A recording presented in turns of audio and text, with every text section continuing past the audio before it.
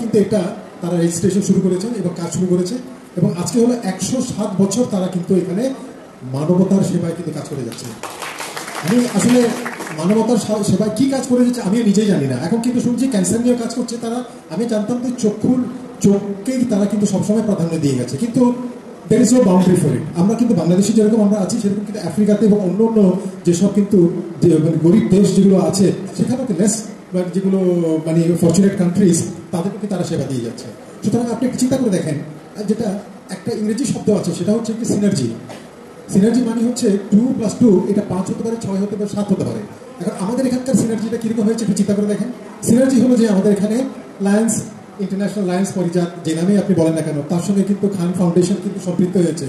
তার সঙ্গে কিন্তু এখানে আমাদের পারিজাত দীপিক সম্পৃক্ত হয়েছে, এবং তার সঙ্গে যখন আমাদের মহান এই যে সিরতের যে মাহফিলে যারা কিন্তু এখানকার আছে সবাই সম্পৃক্ত হয়েছে। 2+2 ইজ ইকুয়াল টু নট 5, এখন কিন্তু 4+++4 এটা কোথায় চলে গেছে সেটা আপনি নিজে বুঝতে পারছেন। সুতরাং এটা কিন্তু জিনিসটা আমরা গত কয়েক বছর ধরে যেটা আমরা দেখতে পাচ্ছি যে আমাদের ম্যানেজমেন্টের যে স্ট্যান্ডার্ডটা অনেক অনেক কিন্তু ইমপ্রুভ করেছে, এবং আমরা যে নতুন যে প্রজন্ম ছেলেগুলোকে আমরা পেয়েছি তাতে করে আমি মনে করছি যে এরাই কিন্তু আগামীতে আমাদের লিডারশিপের হাল ধরবে। আমি আর কোনো কথা বলবো না, ধন্যবাদ সবাইকে।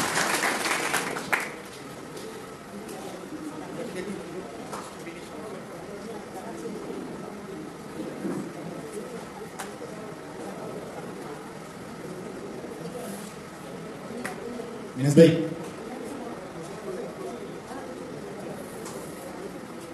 أعوذ بالله من الشيطان الرجيم بسم الله الرحمن الرحيم